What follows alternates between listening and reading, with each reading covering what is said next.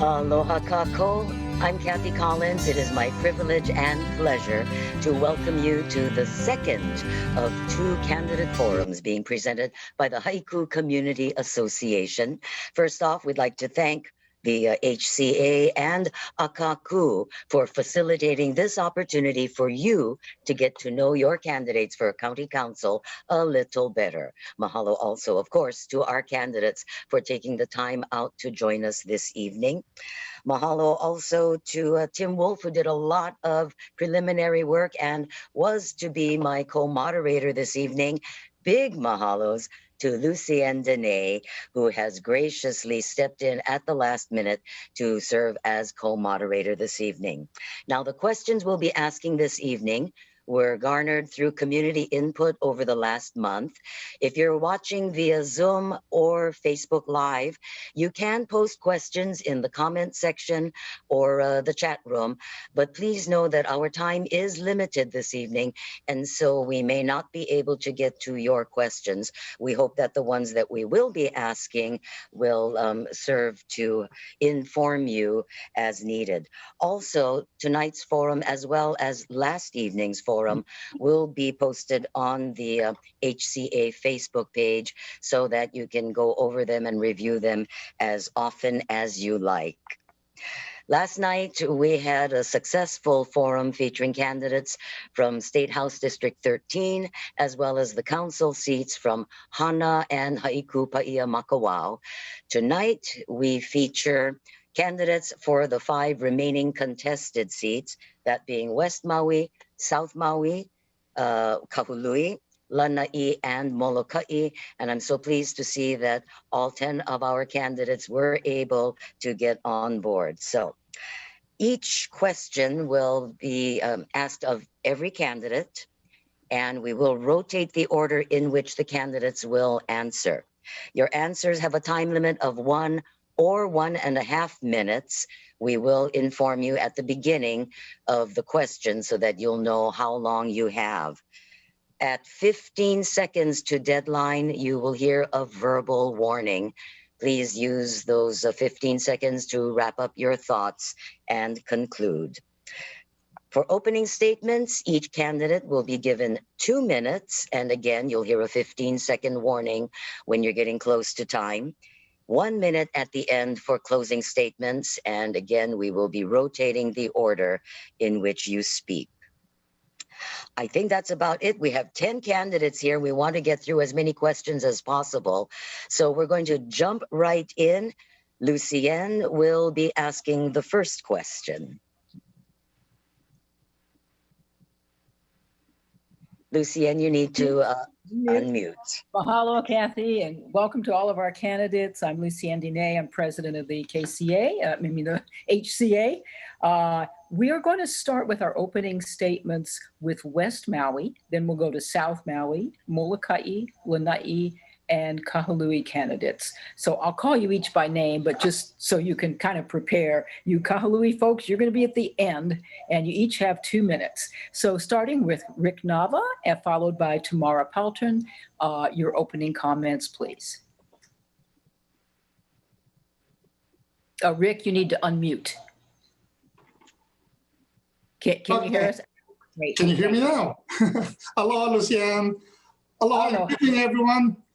Thank you to the Haiku Community Association for hosting tonight's candidate forum. Again, I am Rick Nava, a small business owner, candidate for the Maui Council, West Maui seat, an election where everyone in Maui can vote. We are in unprecedented times. Our county currently holds one of the highest unemployment rates in the nation.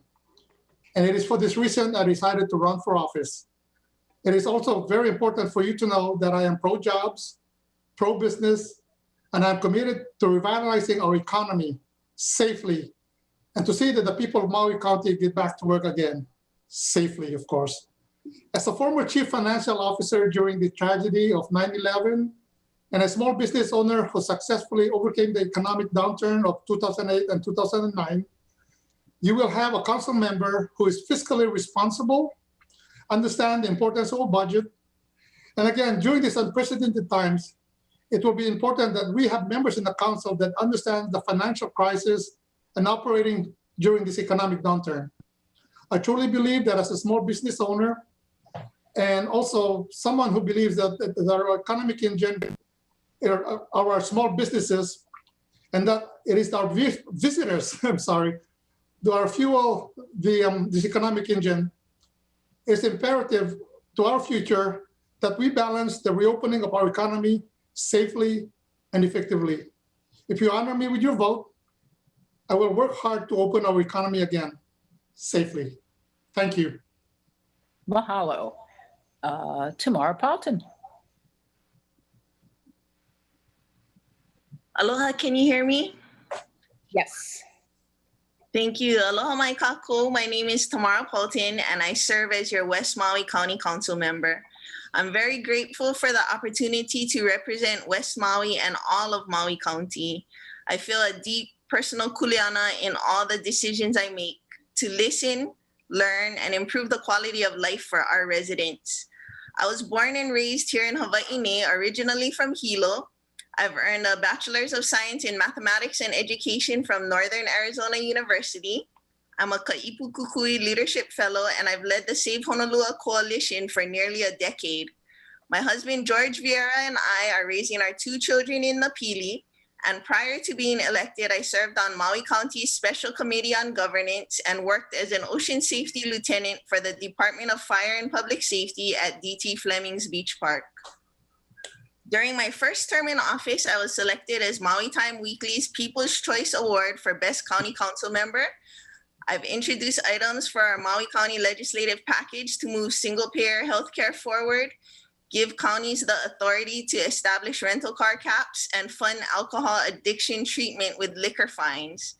I chair the Council's Planning and Sustainable Land Use Committee, and I've made a dedicated effort to quickly hear items like Waikapu Country Town and Kilohana Makai that would create more responsibly developed affordable housing. I've facilitated my meetings and approach all meetings in an open, fair, and balanced manner, which is critically important when working with other members and representing such a diverse county.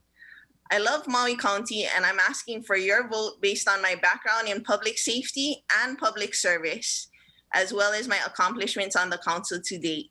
Thank you. Mahalo. Moving right over to South Maui candidates, starting with Tom Cook, followed by Kelly King. Aloha, Lucianne, and the Haiku Community Association, all of my fellow candidates. My name is Tom Cook. I'm currently running for the Maui County Council seat in Kihei. I was really excited about tonight's forum. I was a resident of Kapakalua for 35 years up on Abalau Road. As a teenager at 19, homesteaded, and I have 5 kids, 4 grandchildren. My son, his wife, and my grandson currently own and reside on the property. My background is that of small-scale farming and building. I started as a laborer, carpenter, working my way up to a carpenter. I am running for the county council because I'm currently 66 years old at Christmas. I want to spend the next 10 years of my life dedicating to public service for the Maui community, bringing my life skills, my technical skills to the council, so that when it comes to whether it's building, agriculture, environmental preservation, and enhancement, that I feel I have a lot to offer. I kindly ask you for your vote, and I'm looking forward to tonight's forum. I feel very comfortable. I feel like I came home. I'm in Haiku. Aloha. Aloha. Welcome back, Tom. Kelly King.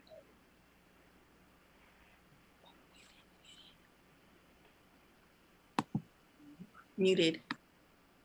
Oh, Kelly, you have to unmute. Think I'd know that. Happens all the time when we're on council meetings. Thank you, Lucianne. Aloha Haiku Community Association. I'm Kelly King, your current council member for the South Maui District.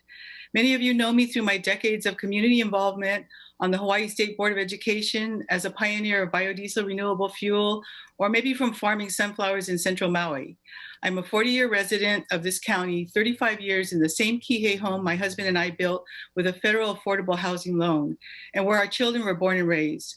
Products of Maui's public and private schools, Jenna and Aaron graduated from Maui High School and both went on to get their master's degrees from UH Manoa. Bob and I have created and run 2 successful businesses, King Diesel, now King Power, and Pacific Biodiesel.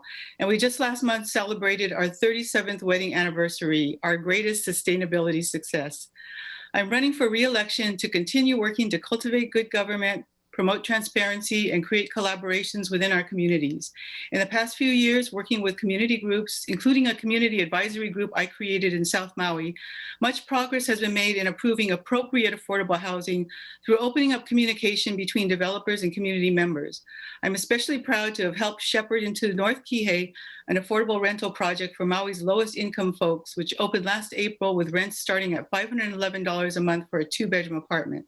We need to strengthen the trend and continue to provide collaborative, accessible government and make faster headway on key challenges: housing and homelessness, climate change, infrastructure, shoreline pollution, invasive species, and other problems that cannot be solved within the same structure of government that created them. The 7 charter amendments I helped get on the ballot this election give voters an opportunity to upgrade our county government system. Today, COVID-19 is our biggest challenge. We need strong, intelligent leaders to focus on safe travel protocols, diversifying our economy, and protecting our environment and our community plans. I humbly ask for your vote, and I look forward to the questions you have tonight. Mahalo. Thank you. Thank you so much. Moving right on to the Molokai candidates, starting with Stacy Helm-Crivello, followed by Keaney Rollins Fernandez.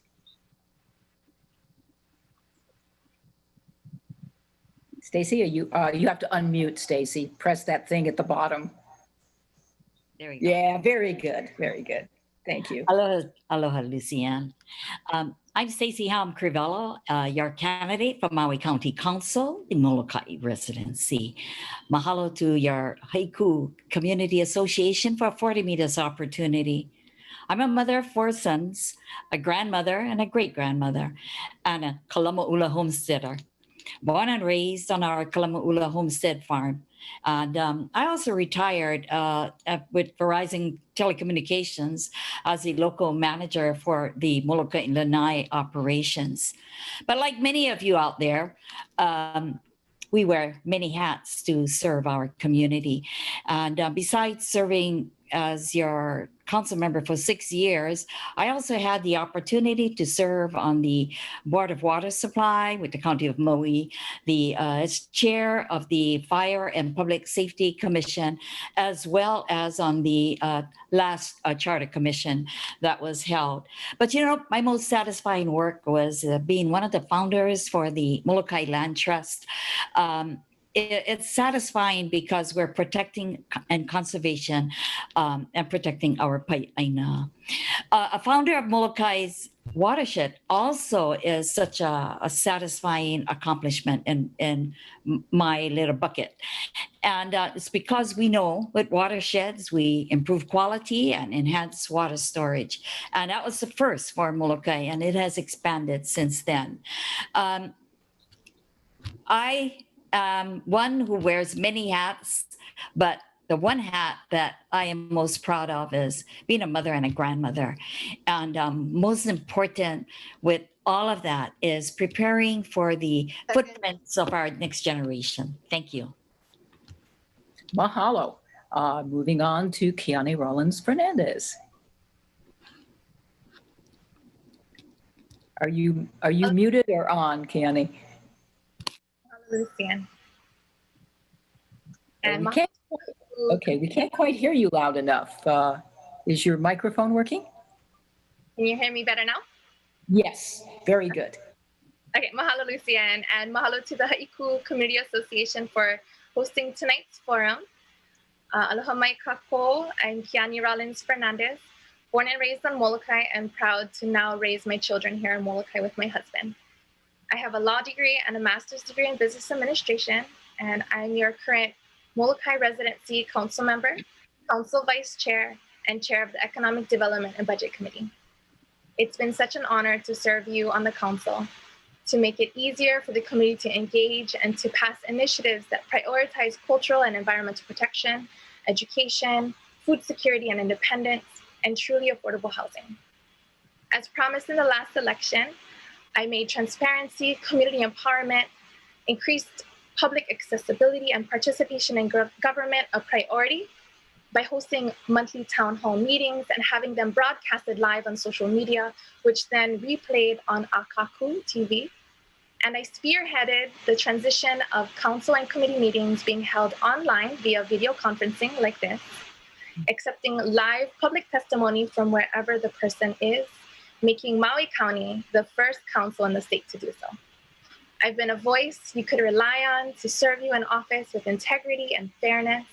It would be a privilege to continue working hard for you on the council. You can learn more about me and all that my office has accomplished in less than 2 years on the council at votekeaney.com. I respectfully ask for your vote by November 3rd. Everyone in Maui County can vote in all council races. Mahalo. Mahalo. And we are moving right along to the Lanai candidates.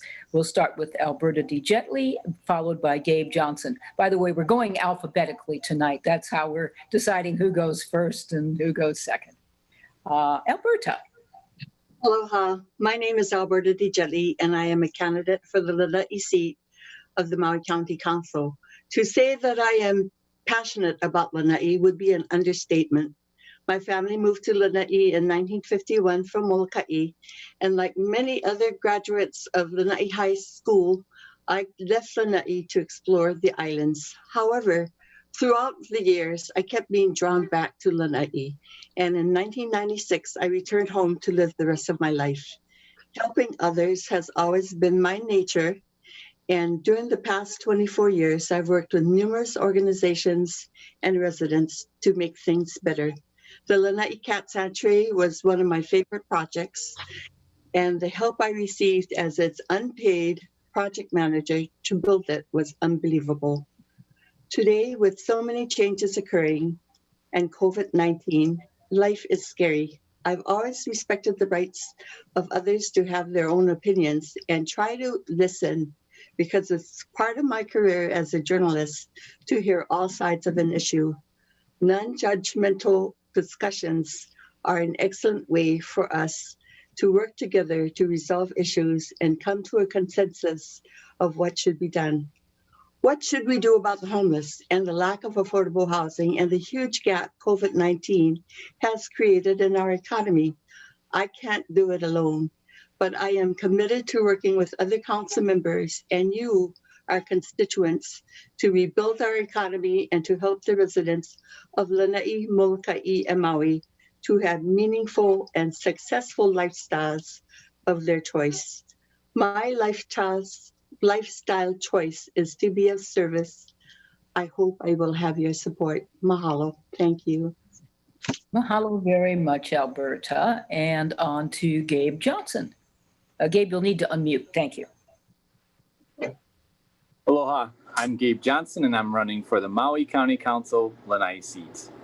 I would have loved to be at the Haiku Community Center to wish everyone well and discuss my new ideas and my platform. But due to the pandemic, I'm here in Wahikuli with my family.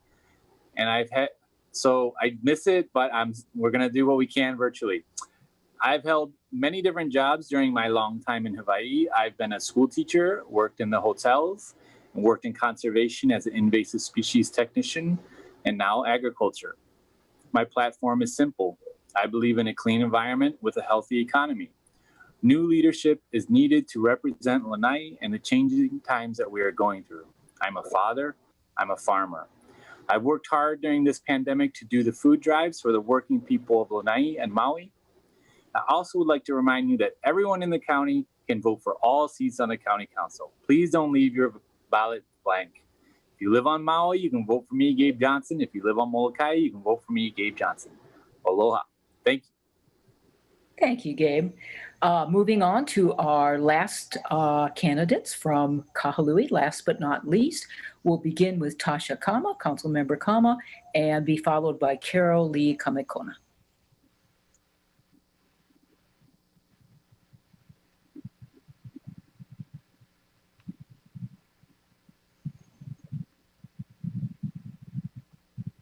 Aloha ahiahi kako.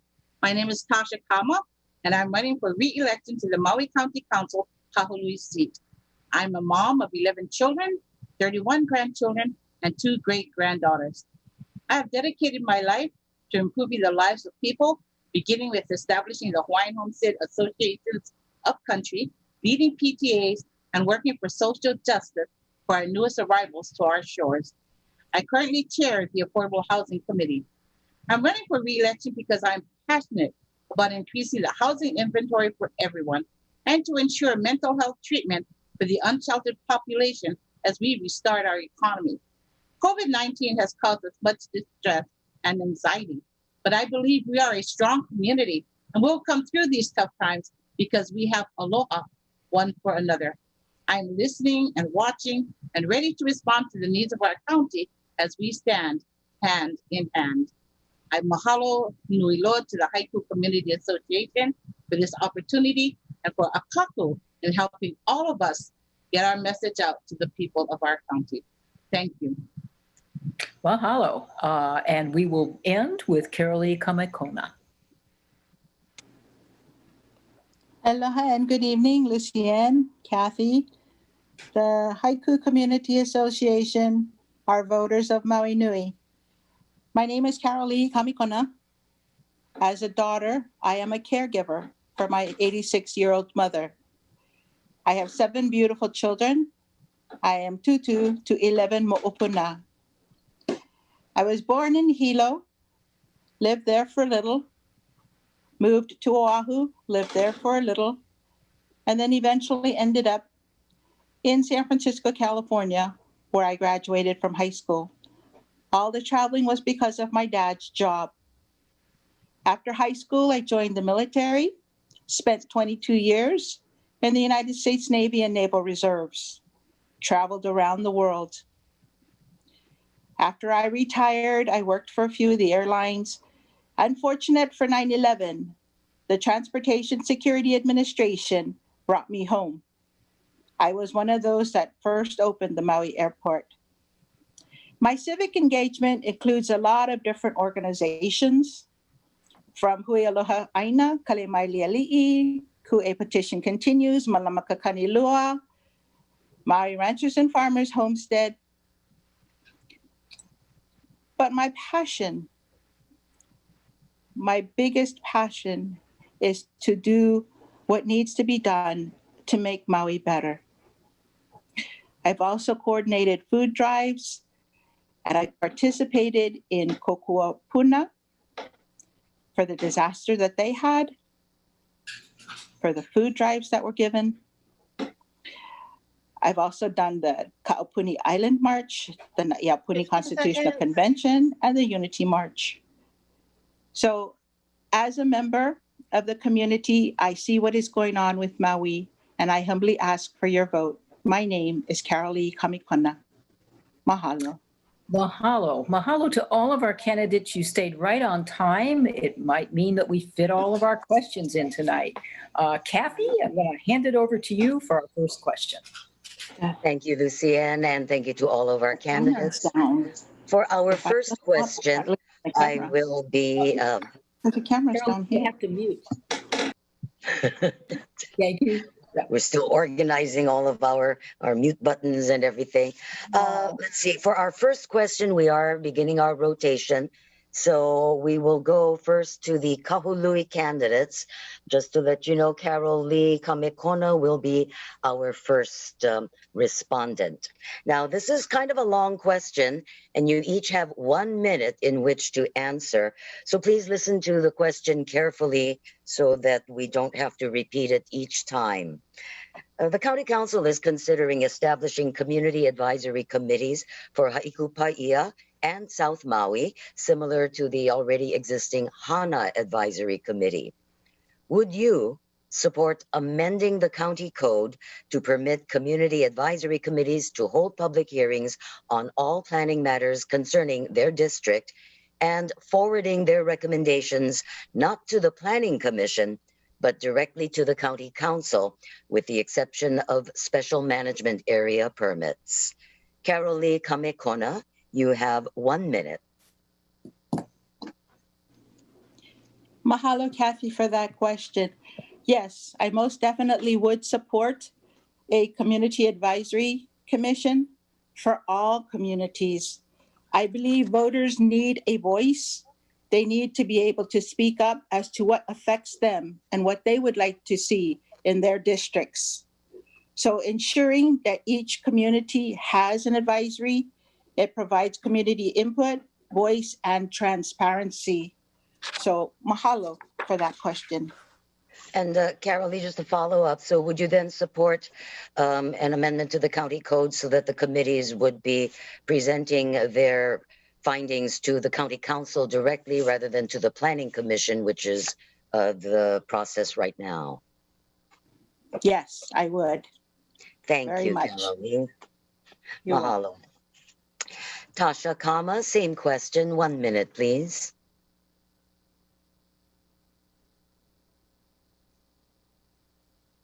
And Tasha, you need to, there you go, unmuted. Thank you. I think my sense is the answer to the question for me would be no, because I don't have a reason to. I mean, what is wrong with the current process and what is broken that needs fixing? So I don't mind having or establishing community advisory committees. I think that should happen all over the place. But the second part that says that they forward their recommendations not to the planning commission, but directly to the county council, it skips a beat. We have all of the processes in place, and I think we should continue to stay with the process that's already in place. We should know the roles of a committee. We should know the role of a commission, and we have to respect those authorities and work for the betterment of our county. Thank you. Thank you, Tasha. We'll move to the Lanai candidates, and we'll start with Alberta Digili. You have 1 minute to answer the same question. Thank you for the question. I like community advisory groups. I think that it serves a need. A lot of people are hesitant to speak in large groups. It gives people a chance to meet, to discuss the issues, and to get ready to present them. But it should not go to the council. It should go directly to the planning department. And I think it's because we may be recommending things that might not be legal. That's what the planning department is there for, to make sure that all of the things we're recommending are doable and permitted. The second part of the question now is special managed area permits should remain the same way they are processed now. So yes, I am in favor of advisory committees. Thank you. Thank you, Alberta. Gabe Johnson, same question, and you also have 1 minute in which to answer. Yes, I am for community advisor committees for those districts. We need active people who care about our community to speak up to the council and share their voice with us. Too often, it's the special interest groups that bend the ear of the council, and we have community-based commissions that are in fact the boots on the ground and can tell it like it is to the council. I cut my teeth on the Commission for Americans with Disabilities Act, and I know that there are citizens who spend hours talking about what their communities need, and it would be great to, instead of working in silos, that there's some type of crossover that they could reach the council with. So I'm for it. Mahalo. I'm sorry, Gabe, could you clarify? So you are in favor of community advisory committees. Are you also in favor of amending the code so that these committees would report directly to the county council? Yes, I am. Okay, thank you very much for the clarification. Let's move to Molokai next. And we go to Council Member Keaney Rollins Fernandez with the same question. Hello for this question, Kathy. A really important one. And yes, I do support the Haiku Advisory Committee that was proposed by Councilmember Mike Molina on behalf of his community. I also support the South Maui Advisory Committee that was proposed by Councilmember King on behalf of her district as well. As a Molokai native, I benefit from our county having a Molokai Planning Commission, and I would love to see a planning commission for this district and the other districts instead. To me, it's important that communities aren't just given the opportunity to advise, but to be empowered to be the ones to make those decisions. It costs the same amount of money to staff advisory committees as it would to staff commissions. Decisions should be made by those that are affected. If this idea of commission does not go through, then yes, I would support the recommendations from the advisory committee to go directly to the council. Mahalo. Thank you, Keaney. And now, Stacy Helm Crivello, same question, please. And please unmute your. There we go. There you go. Aloha and mahalo. I do support community engagement. I believe advisory committees will sort of empower and enhance the opportunities for the communities to come together.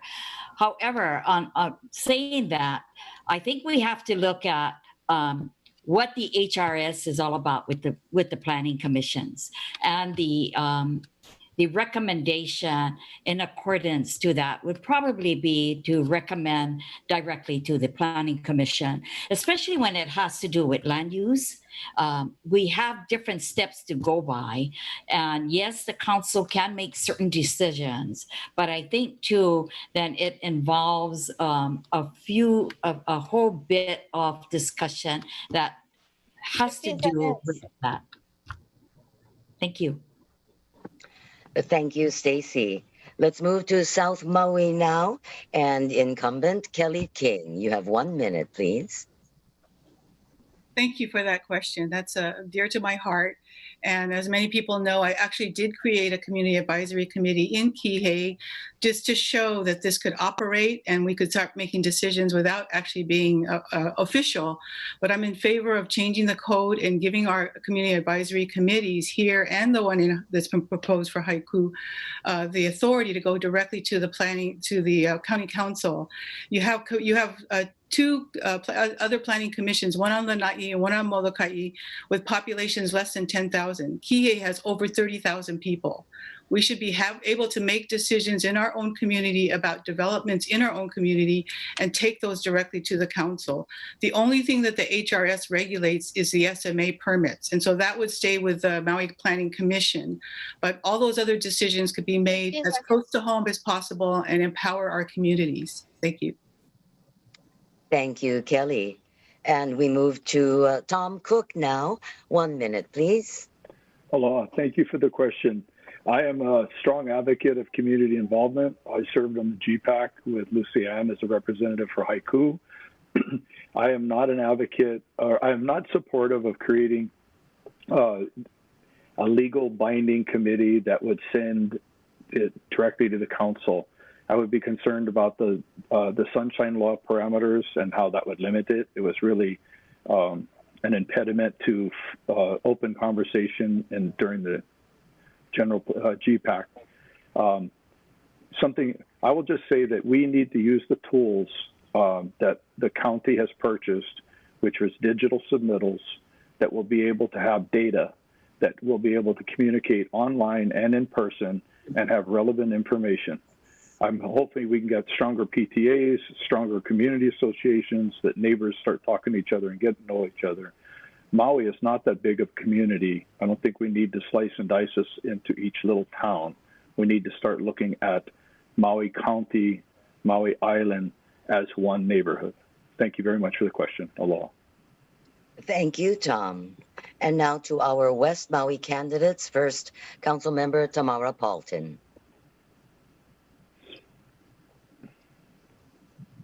Thank you, Kathy, for the question. This item is currently in my committee. I've heard it about 3 times, and what I'm waiting for, I know Councilmember Molina did submit draft legislation, but our planning director wants the South Maui and the all of the districts to be on the same page. They don't want to have different wording for each district. So that's what I'm waiting on currently. It's a little bit hard to make the determination when you don't know the exact language that's coming out. I'm open to it being, both the Planning Commission and the Council. Why not give your submittal to both sides? What I would prefer to see is actual commissions like Molokai Planning Commission for the different districts, but I understand that requires a charter amendment. And so, you know, I can understand this being like a first step to getting there. And you know, once the legislation passes through my committee and we all agree on it, and I'm open to it, I would probably send it over to Member Rollins Fernandez committee to discuss the economic side of it. So I'm supportive. You know, I think that their advisory should go to both the Planning Commission and the Council, let everyone know what the decision is. And I hope that it's a first step to making district planning commissions, because I would like them to have decision-making authority and relax some of the weight on the Maui. Thank you, Tamara. Oh, I warned our candidates last night that we do have a mute button, unlike those national debates, and we're not afraid to use them, and there it was. But I believe you had pretty much wrapped up your thoughts, Councilmember Paulton, so thank you very much. Our last candidate to answer will be Rick Nava. Rick, before you answer the question, I'd like to ask you to either remove your hat or tip it up a little bit, because there we go, because the visor is blocking our view of your face. It's just cutting out the light there. That's better. All right, Rick Nava, you have 1 minute to answer the same question. Thank you, Kathy. You know, I am a big supporter of community engagement. Empowering the people, I believe, makes a big difference in how we run our community. And it is very important that we hear from our constituents what the people want to see happen within their community. Now, if their decision help to expedite the improvement of the community, why do we need to go through all the process with the with the planning committee? But I also understand that there will be certain decision that must go there per especially in the land use. But my whole thing with this is that the more we have the people be engaged in how our community be developed, I believe it's very, very important. They know the community more than some of us outside of that community. 10 seconds. And it's important for us in the council to listen what they feel is best for their community. Thank you. Thank you, Rick. Thank you all for your answers. We'll move to Lucienne for your second question. Mahalo. Our second question is a little bit longer one. You have 1.5 minutes to give your answer. We're going to be starting with Lanai candidates, but our question is, have you read the Maui Water Use and Development Plan? And it's long, so we expect very few would say yes. Would you adopt it in its present form? Would you support some amendments being made? 1.5 minutes, starting with Gabe Johnson of Lanai, followed by Alberta Digili.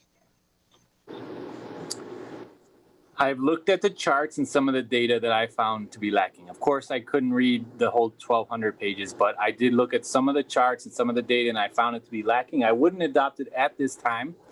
There needs to be better ways to explain these complex water issues. Large landowners still need to defend their positions, and farm plans need to be explained better, and the data needs to be more transparent. We need to recognize that there's a shift that comes from water plan for large agricultural farms, and the plan moving forward is this smaller, more organic, and more profitable locally farms. So with the shift of priority comes the shift of data, important data. So I think their farms plans need to be updated. Mahalo. Thank you. Alberta.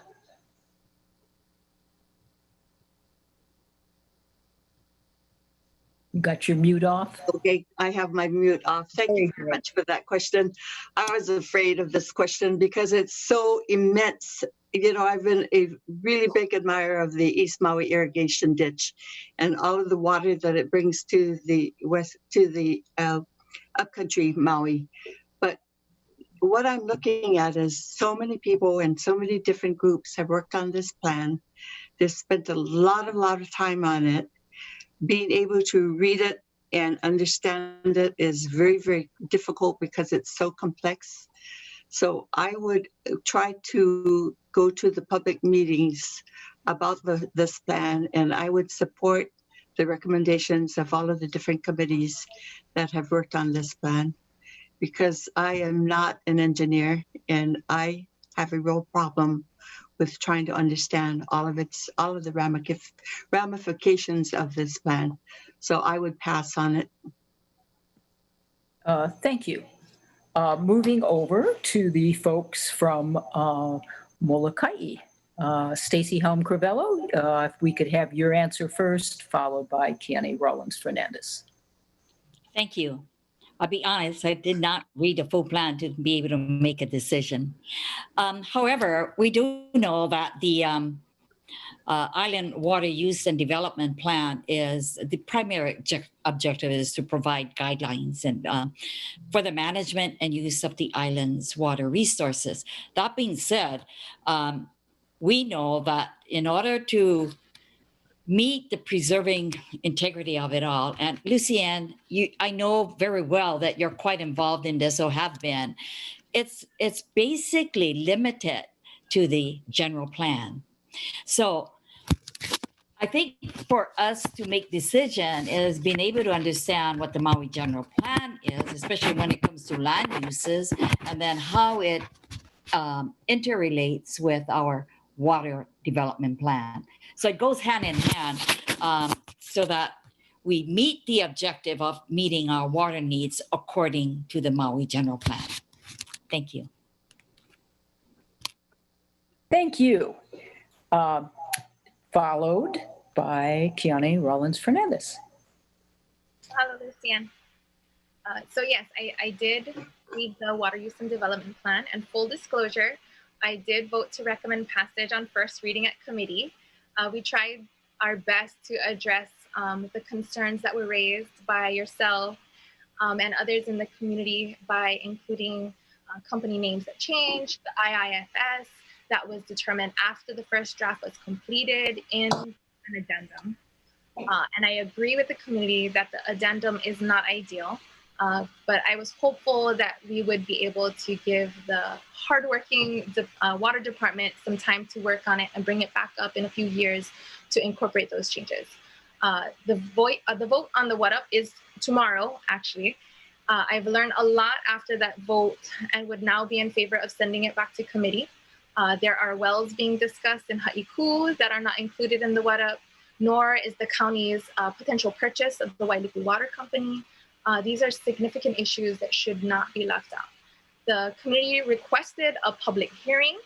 I would have preferred to have seen the public hearing scheduled in the evening so that we could hear more from our community regarding these concerns rather than at the same time as the council meeting tomorrow at 9 a.m. I encourage everyone to please come out and testify tomorrow at 9 a.m. On this agenda item, but you can count on my vote. Mahalo. Mahalo. Moving on to our South Maui folks, we'll be starting with Tom Cook and then followed by Kelly King. Thank you for the question. I am supportive. I watched last night's forum, and I have not read the entire plan. I've spoken with a number of people, and my review of the plan, I am an advocate of passing it on with the understanding and the caveat that it is a living document. It is extremely, part of the complexity of it is because it's extremely data intense. There are a lot of assumptions in there that will not be answered by anybody right now. Historical and cultural knowledge of the area needs to be continued to be respected and included. Also, we need to start the data that we accumulate and we learn over the forthcoming future needs to be implemented into it. That's why I say a living document. I really feel strongly that we need to move this forward. It's been 30 years. A lot of work has gone into it, and it isn't. It's a planning document. It isn't something that we're going to construct on right away. So to answer your question, I am an advocate and supportive of passing it, moving it forward with the understanding and underlining the fact that it will be continually reviewed, continually addressed as we get additional information, and the community input is going to be very important. Thank you very much. Thank you, Tom. And Kelly King. Aloha, thank you for that question. I also am in favor of bringing this back to committee. And along with my fellow council members on this call, we did review just about every section of the What Up plan. But every step of the way, I've continued to hear from community members from various communities in Maui that things were left out. And certainly there's a big gap that was mentioned earlier about the Wailuku Water Company possible purchase. There's not a firm recommendation on the Board of Water Supply's proposal to purchase the EMI ditch system, and that's a huge issue that needs to be addressed in this plan. That's kind of the elephant in the room, along with things like the Haiku wells. But there's no sense in passing something out that, you know, I've been on the council for 4 years and we haven't once looked at the current plan and made any changes. So I would rather make the changes that need to happen that are glaring us, you know, that are staring us in the face, and then pass it out. And yes, it can be a living document if things change, as they have in the past 10 years with the HCNS going out. But I'm in favor of bringing this back, having a full discussion in committee, making the changes that need to be made with the Board of Water Supply's input, because they were not aware of any of the addendum that were brought to the council and before we were asked to approve this in committee. So I haven't heard enough from the Board of Water Supply, and that's a body that advises the Department of Water Supply. We really need to bring that board in more closely and have a full discussion with them and the department. So my vote is bring it back to committee, you know, work on these important changes, and then pass it out as something that we can truly use as a guiding document. Mahalo. We're moving right along to the West Maui folks. We'll start with Rick Nava and followed by Tamara Pelton. Hi, thank you again for that question. Yeah, the document is quite complex, and I'll be honest with you, I took a look at it, and there's a lot of things that are still to be answered. And at this point in time, I don't know how to respond in a manner if we should go for it or not. But I think, as I mentioned earlier, there's a lot of questions that's still unanswered, and I will take my time to read more into it.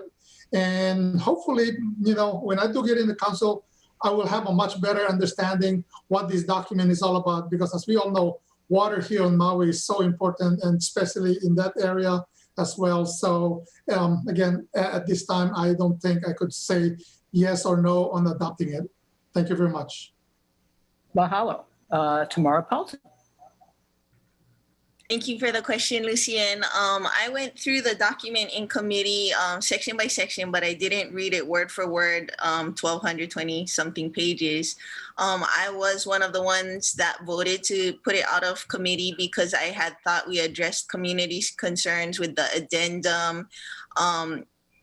In reading the testimony for tomorrow's meeting, you know, there was so much testimony of things that we didn't address. And, you know, I really got to give a shout out to Miss Eva Blumenstein, because, you know, when you're talking about water on Maui, you're never going to make everybody happy, and you're not going to satisfy all the demands. So, you know, part of the problem is she was given this task and it was so far behind already. And I think that a lot of us feel that, you know, we need to just pass it and get it going.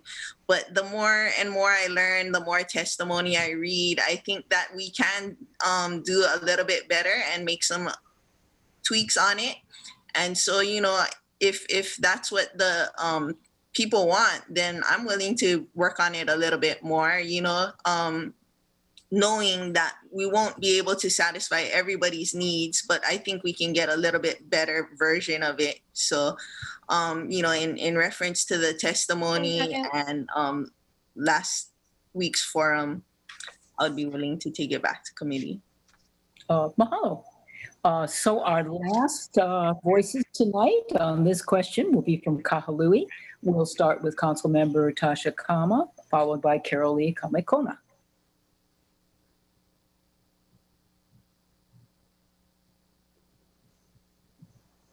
Tasha, do we have you here? Yes, you do. I was just having to get all my things up in the right places. Okay, so I have the Maui Water Use and Development Plan. It's huge. I also have not read word for word or page for page, but I did follow when the water department did come and present the water plan to us. My understanding is that the water development plan is a guide for future use and management of our resources. It identifies water source strategies to meet planned growth as defined by land use plans and balancing many of the conflicting interests and needs. So when I look at this document, I don't necessarily say that it's a perfect document, but it's a guide. It helps us, and it's going to be guiding us over the next 20 years. And in those 20 years, things are going to happen along the way. And as it goes, I think that as it goes, we can go ahead and make whatever changes we need. But as many of my colleagues have said, we in committee voted 9-0 to approve it. And so tomorrow it's going to come up for first reading. And I'm going to stick by my vote that this isn't perfect, but it's helpful. And I think all the work that the water department has done, it is not finished. And that's why we have community. So thank you. Mahalo. Okay, our last voice on this, Carolee Kamekona. Mahalo for that question, Lucienne. In its present form, I would not advocate for this, nor would I adopt this. My understanding is, although it may have been addressed for, 30 plus years, it's only been within the last 5 that it's been going through the water department. And my understanding is from committee that there's about 90% of the suggestions that were presented by the communities are not really addressed in the plan. My biggest concern, has the cultural needs as stated in HRS 174 Charlie TAC 101 been addressed? The plan shows no consultation has been done with Kuleana landowners or Kalo farmers. So I believe it needs to be updated with more pertinent info. And so my recommendation is to send it back. So mahalo. Mahalo. All right, moving to the next question. Kathy, you're on. Thank you, Lucienne. We'll turn to Molokai and Keaney Rollins Fernandez first up to answer the next question. This one is a lot more simple, and we are giving you 1 minute each to answer. As you know, there are a number of charter amendments on the general election ballot this year. Do you support the amendment that establishes a county department of agriculture? Why or why not? Councilmember Rollins Fernandez. Mahalo for the question, Kathy. I absolutely support the proposed county Department of Ag because our ag community deserves a department who will advocate for them and infuse outside funding and opportunities into the county. The grant writer position costs the county a salary of $50,000 per year, and that grant writer brings in even $2 million in funding. I would say that that is a good return on investment. You've been hearing the opposition say that we can't afford it, yet they support funding the Maui Visitors Bureau to the tune of $4 million annually without hesitation.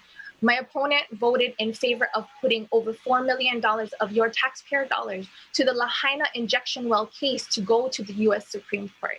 We also elected officials and candidates talk about diversifying our economy, but when it comes time to putting our money where our mouth is, the buck seems to stop here. The Department of Ag would prioritize our ag sector like we need to and help strengthen and grow an industry that feeds us more sustainably than tourism can in these uncertain times. If food security is a high priority, let's take the first step to realizing it and helping it become a reality. We decide. I believe that means your time is up. Thank you very much, Keaney. And we move to you now, Stacey Helm Crivello. You have 1 minute. Thank you. At this time, no, I do not support expanding government.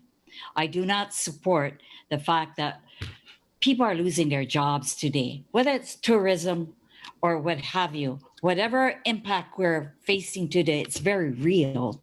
And with employees for the department, you need a director, you need an organizational structure. It's not only the salaries you have to look at, you'll have to look at the benefits, the hidden benefits, including what we pay for our liabilities when it comes to retirement. Maybe if we were not in this situation today because of COVID-19, while we're worrying how we're going to get people back employed, I don't think this is the time to expand government at the expense of taxpayers' burdens. Thank you. Thank you, Stacy. Let's move to South Maui, and we go first to Council Member Kelly King. Aloha. I do support the formation of the charter amendment that would formulate a Department of Agriculture at the county level.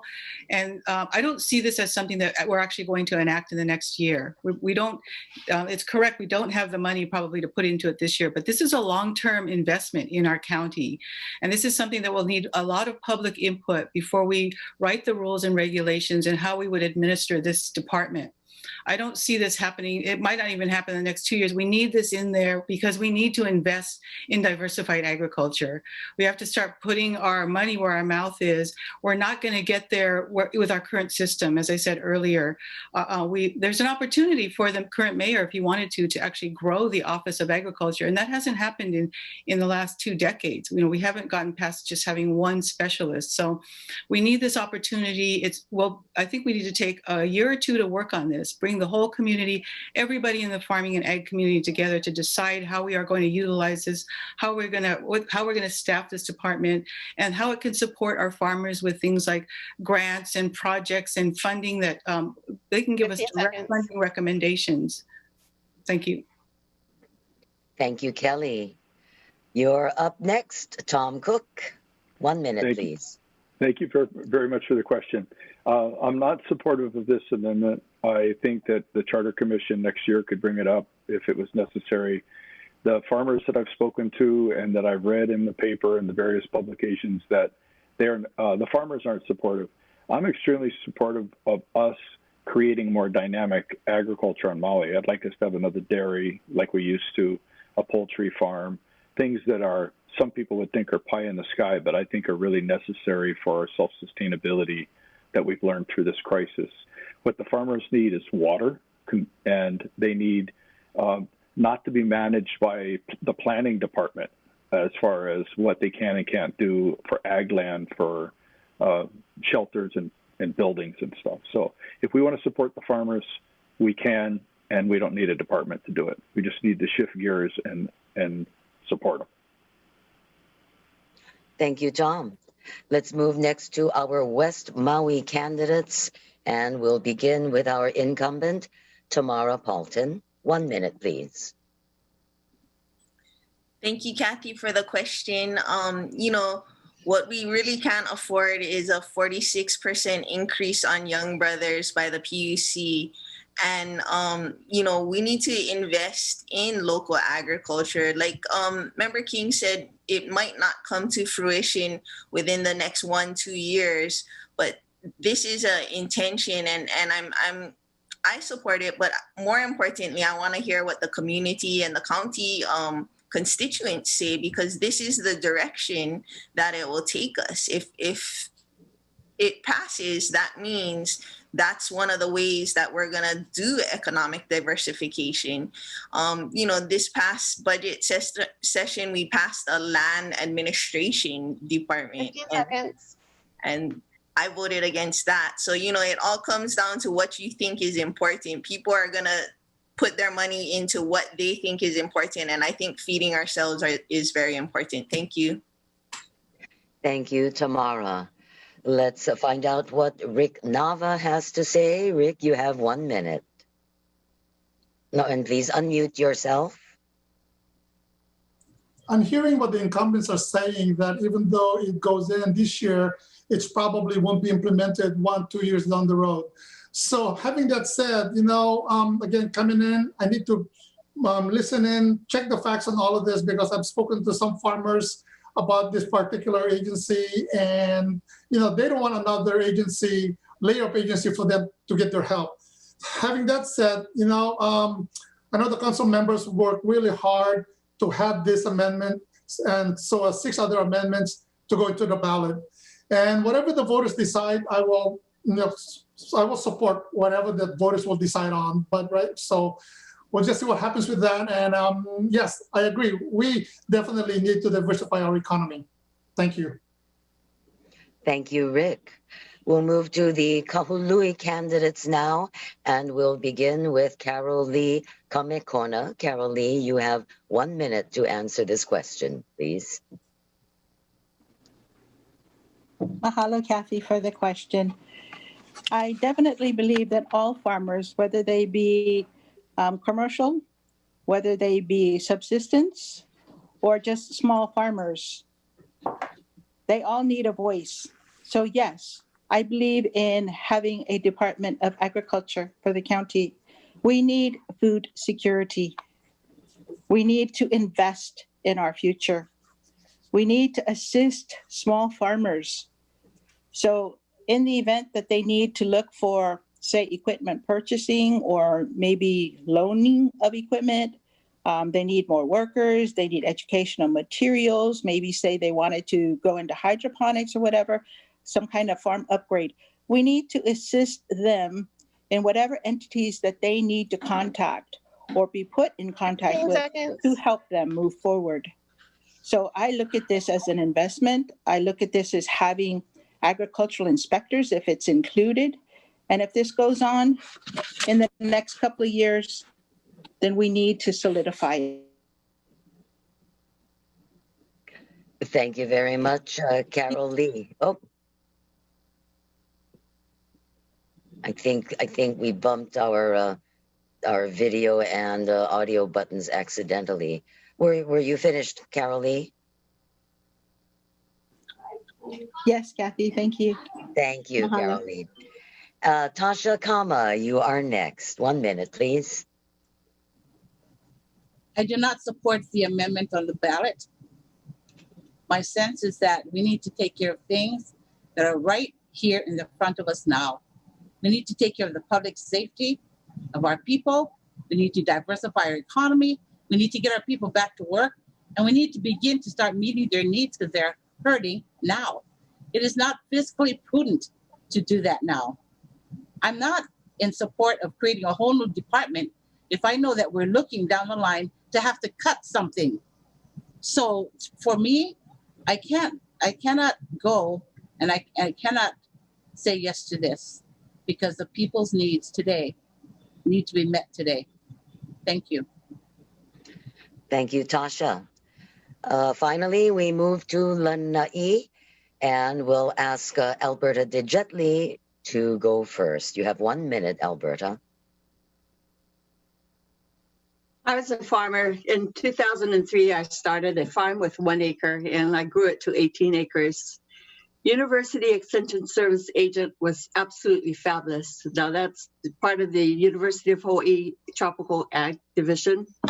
And the services I received from him and also from the Molokai Department of the NRCS, that's the federal program, they were wonderful. They taught me so much and showed me so much. All I need as a farmer is to have another person from the county showing up on my doorstep, taking up all my time and not really telling me anything except maybe giving me a few brochures. If the county wants to get really serious about farming, then they should pour money into the extension services because the extension services agent are wonderful. For the first time in almost 30 years, Lanai is going to have an agricultural export. Sensei Farm just got a contract with Foodland. They're going to be supporting this absolutely gorgeous vegetables all over Hawaii to Foodland. And their plan is to export, hopefully as time goes on. Alberta, I believe you muted yourself accidentally. Small farmers have a really hard time. I really support the Maui Farm Bureau and the United Farm Workers United. I'm a member of both organizations, and I've learned so much from both. So the resources are out there. You just have to take advantage of them instead of trying to create a whole new department. Thank you. Thank you, Alberta. And now, Gabe Johnson, you have the last word and 1 minute in which to deliver it. Okay. I'm in full support of the Maui County Department of Agriculture. As a small farmer, I need the support of my local government. There's things that are essential to us, and there's things that are out of my price range. Small farmers need 3 things. They need land, water, and a little bit of capital. The county can help us with all 3 of these important factors. I understand people will say, how are you going to pay for the department?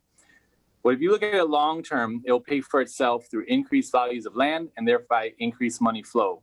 I'll use my friend's example. Oh, shit. Oh, crap. Sorry. 1 sec. Okay. We'll put your time on hold. Okay, go ahead, Gabe. Farm as an example. 7 years ago, his farm was fallow. The only thing that was growing was lantana, Christmas berries, and weeds. Now it's a functioning farm. The land value has increased and has created jobs. The money that the farms provide. 10 Sorry. seconds. Okay, try that.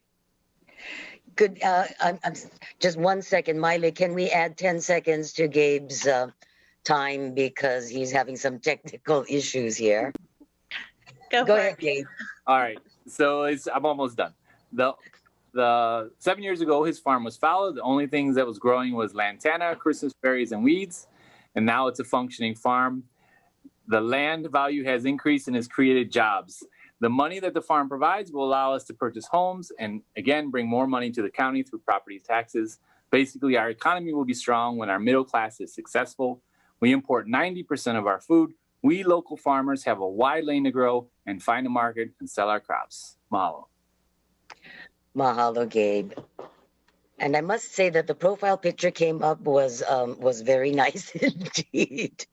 There have been much worse mishaps on Zoom, as you probably all know. All right, we'll move to Lucienne for question number 4.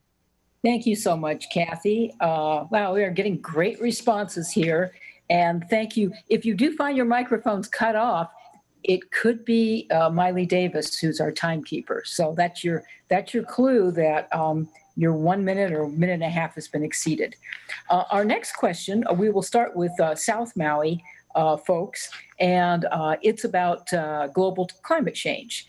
Should Maui County be planning for the impacts that global climate change could have on various aspects of our community, such as sea level rise in our coasts and flooding, as well as limited amounts of rain that might fall on Maui? And if so, what actions would you propose to adjust Maui's economy and growth demands if studies show that long-term rainfall levels, for instance, are dropping over the next few decades? You have 1.5 minutes each, and we'll start with Tom Cook from South Maui. Thank you very much, Lucienne, for this question. I really like this question. I don't like global warming and I don't like the effects, but I think that it's an opportunity for our community to look at the type of shelters that we're building, how we're building along our coastline, to review our community plan with our urban growth boundaries, to assess the current status and the current and future needs for our infrastructure. So we not only we have to focus on all of this. Moving Malka and utilizing different building materials is something that I believe that we need to look at. If you look at the way they build in Guam, where they've had severe storms for years, moving away from wood construction and masonry construction, looking at doing away with substituting drywall with hemp board or canic like we used to. We don't have the sugar cane anymore, but comparably. Not only will that make us more self-sufficient, but also would keep a lot of money on the island that we're exporting. Global warming is something that we all need to embrace everybody's talents to work towards a common goal to solve this. It's going to take time, and we need to work together on it. Thank you very much. Mahalo. Moving over to Kelly King from South Maui. Mahalo, Lucianne. This is right in my wheelhouse because I chair the Climate Action and Resilience Committee on the County Council, and we're the only county that has such a committee. So I'm really proud to have created it and to be able to chair it. Most of my fellow council members on this call are on my committee, so it's a great topic.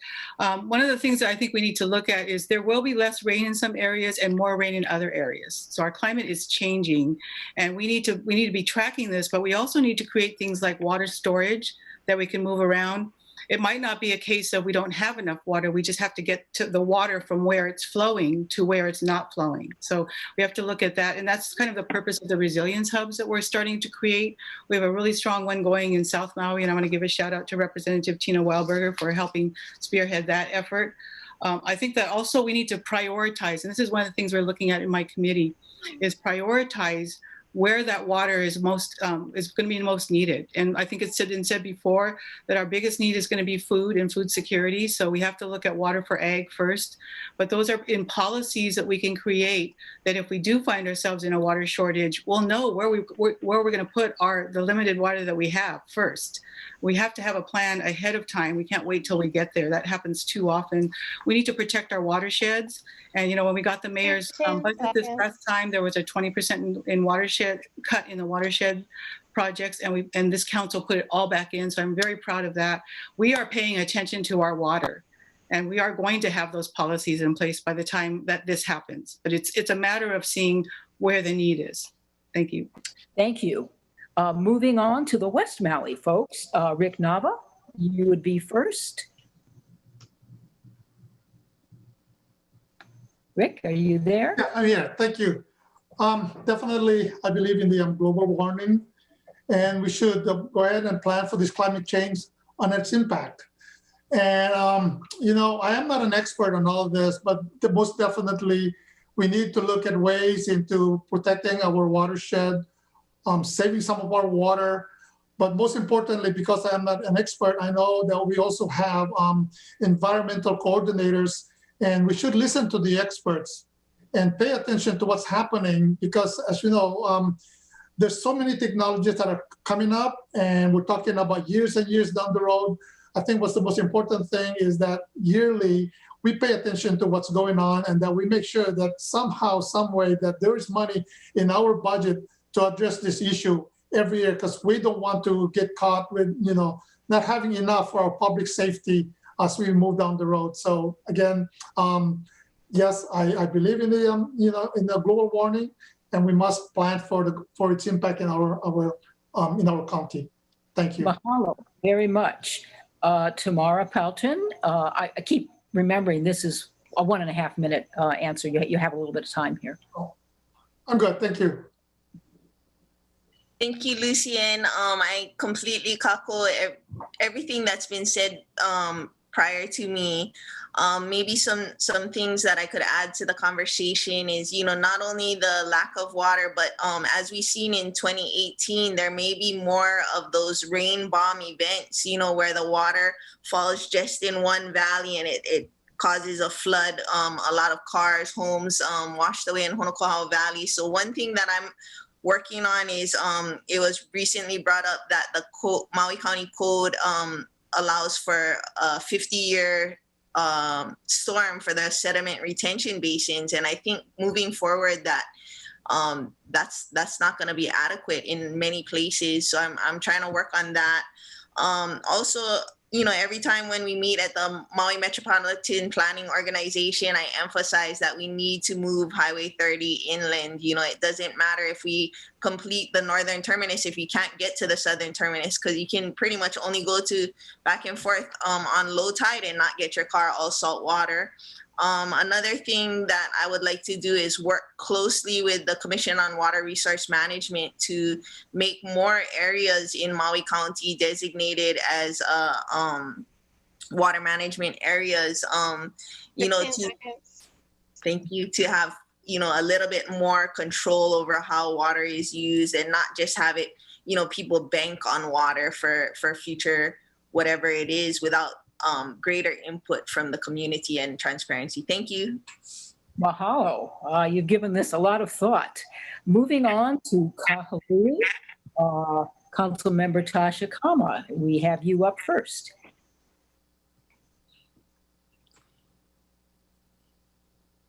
Muted. Are you there, Tasha? Let's see. Okay, sorry, I get so excited when I want to talk that I forget.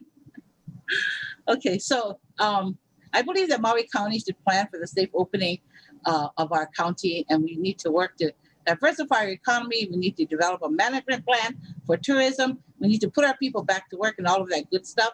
But I believe that we should plan for global climate impacts.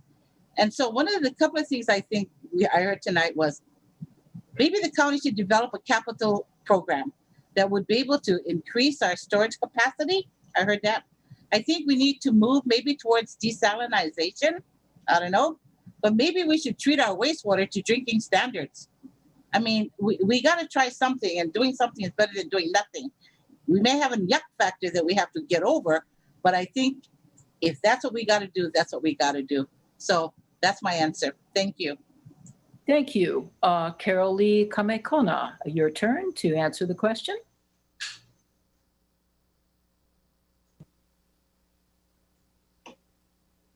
Are you there, Carolee? We don't see your video. I don't have anything that says I'm not on video. I see can her you hear video. me? I see her video, Lucian. Do you guys hear me? Yes. Okay, so let's just go with audio. How's that? Better for me. No, we Anyways. can hear and see you. Just keep doing what you're doing. Okay, so with regard to Maui rainfall levels, I would say reforestation is the best way to address that. Because if we plant more trees, we know that it tracks the water from the clouds and it'll be able to provide. The next best thing we need to do is to incorporate a conservation plan, not only for residences, but also for businesses and commercial. Commercial meaning resorts, hotels, and so on and so forth. You should be allowed to wash cars, water your lawns. Golf courses should be done at specific times of the evening when it's not so hot. If there's any kind of infraction or violation of that, then they should be fined. I would ask that all farmers have equitable access to water, both small farmers and commercial farmers. I would encourage the use of recycled water as irrigation for agriculture and landscaping of parks and golf courses, etc. And then possibly fixing outdated transmission lines may help in order to bring whatever's needed from one district to another. So that's my answer. Thank you. Mahalo. Moving right over to the Lanai folks, we're going to start with Gabe Johnson and followed by Alberta Digili. 1.5 minutes on your thoughts about changing climate conditions, rainfall, etc. Okay. Yes, the county should be prepared for global climate change, and we have responsibilities that we must uphold. First, I'm a proponent of managed retreat. The less we build on the coastlines, the better the pollution, or the better off to prevent pollution and runoff in the ocean. Managed retreat is a slow and steady backpedaling from the shoreline, and I am for it. We must also conserve water that we already have in our aquifer. The county is in charge of building codes, and there are great packages of conservation-based codes that we can emulate. You know, if we're in charge of building codes, we can make sure that the large, giant buildings are very energy efficient, are very water efficient, and that way we're not even touching our aquifer as much as we needed to before. Lanai, as a side note, is the only golf course that's watered with potable water. That's not smart managing of your water. So I think it's in our wheelhouse to address those kinds of issues. And when I'm elected, I'll be looking at that. Mahalo. Thank you. Alberta Digili, your thoughts. Can you hear me? Yes, you are front. Okay. First of all, the golf course at Manili is watered with non-potable water that is taken from the treatment plant at Manili. Living on Lanai over the years, you know, you live pretty close to nature here. And in the 1800s, if you go back into our history, all of the Lanai Hale, which is 3,000 feet above sea level, was barren because it had been overgrazed by cattle and goats. And a man named George Monroe was the first to start really understanding that trees, rain follows the forest. So he started foresting the mountain. It created a watershed. So now we have an ample supply of water. The golf courses have been very, very diligent about using non-potable water from the sewage treatment plant to water the golf course. Over the years, in recent years, I've seen flash floods at big rainstorms and water rushing down into the ocean in places I've never seen before. We must protect our watersheds. We must get all of our invasive species and animals out of our watersheds. And as far as building goes, we must start looking at energy-saving devices, ways to save water, ways to save electricity, and maybe even the use of green water for household irrigation. Thank you. I'm done. Mahalo. Our last voices on this topic are from Molokai. Stacey Helm Crivello first, and followed by Keaney Rollins Fernandez. Aloha. Well, I believe in proactive approaches. Number one, we start with our forests. We start with watershed. That's where we have a storage for our water. And then we have to mitigate our drought conditions that some of us are experiencing it today. When we talk about watershed, we also have to look at the explosive population of our deer, especially back home, and you're going to hear it and feel it sooner than later on Maui. They're just about depleting our vegetation in the forest and through the ground. So we have to come up with a management plan on that. So that's how we're going to conserve our water usage too. It starts from the top for it to get down to the bottom. Also, you mentioned about the growth demands and how the rainfalls will meet all that, or the water needs. What we have to also recognize is the general plan that Maui has. With the general plan, it actually maps out where you can have your growth or where you cannot have your growth. So we base it on the general plan that has been set forth 15 seconds. after years of participation. Also, I believe climate change education is what we should look at for climate conscious future. Thank you. Our last voice on this, Keaney Rollins Fernandez. Mahalo, Lucian. Climate change, biodiversity, monitoring growth, and diversifying our economy are such important issues. That's why in the last budget session, I put in funding to begin a county-wide climate resiliency and shoreline retreat plan, not a study, a plan.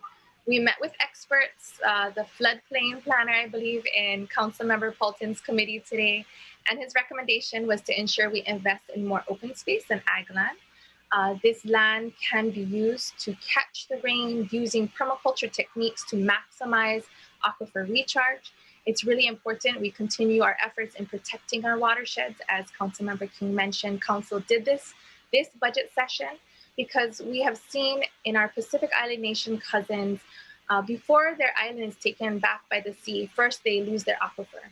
We need to ensure we are removing invasive species that do not promote groundwater recharge and plant more trees. Mahalo to Sierra Club, who is doing a tree planting day at the end of this month. We also need to ensure we stop building so close to the shoreline because we already know the sea level is rising and our shoreline is eroding. And we need to plan to move critical infrastructure and roadways away from the shoreline. Mahalo. Mahalo to all of you. Kathy, back to you to question number 5. Thank you, Lucienne. We are just moving right along. We thank all of you for sticking to the format, and your time limits.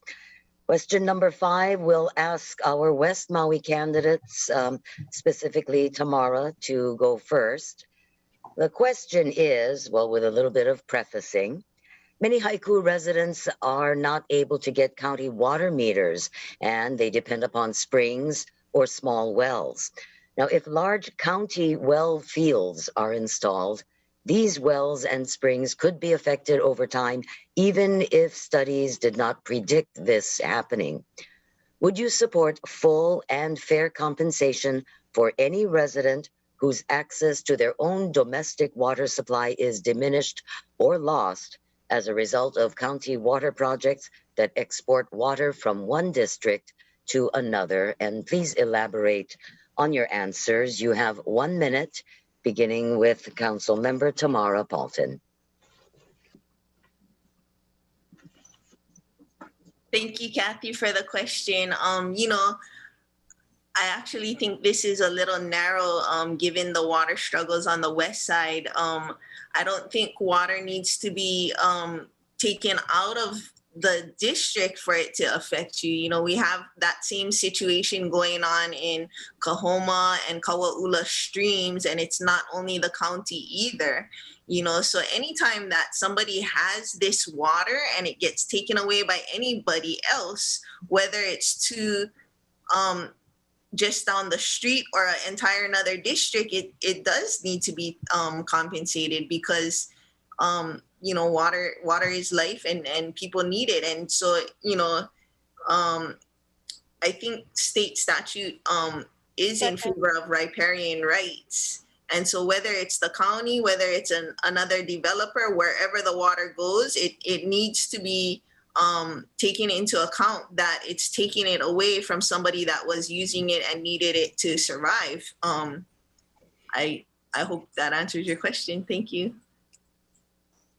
Thank you, Tamara. Rick Nava, same question to you. You have 1 minute, please.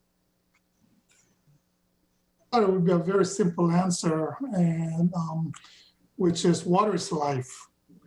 And access to domestic water should never diminish. It doesn't matter, who's doing it, the county, the state, even from your neighbor. It's again, water is life. And if anybody were to do something with that, then yes, compensation definitely needs to happen. And just think of it as, again, that there's no reason why we would do something like that for the people, because without water, we will not be able to survive here on this island. Thank you. Thank you, Rick. Let's ask the same question of our Kahului candidates. First, we will start with Carolee Kamekona.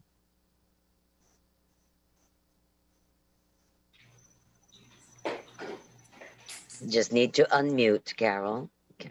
There we go. Okay. So thank you for the question, Kathy. My question would be, Aya Ikavaya Kane, where are the waters of Kane? In the question, it talks about a resident. Does any resident include Kalo farmers and Kuleana landowners, as stated in HRS 174C TAC 101? What is the full and fair compensation that it is providing? Why is water being exported?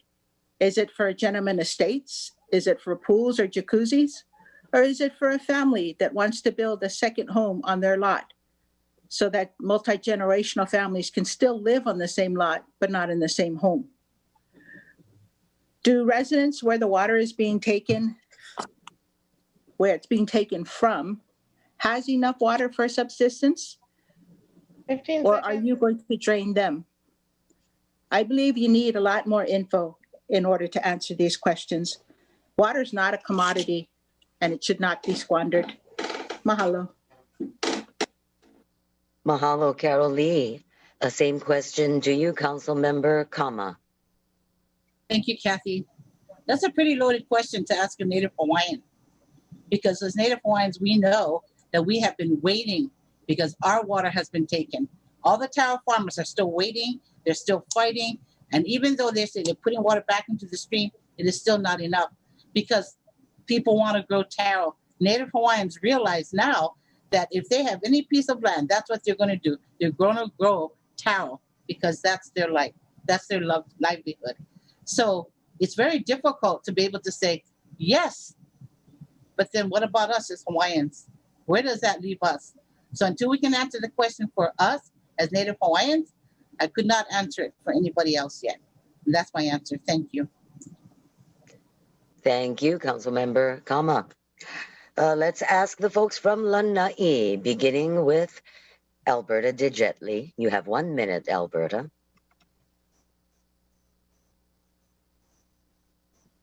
Oops. Try one more time. Press that unmute. There it is. There it is.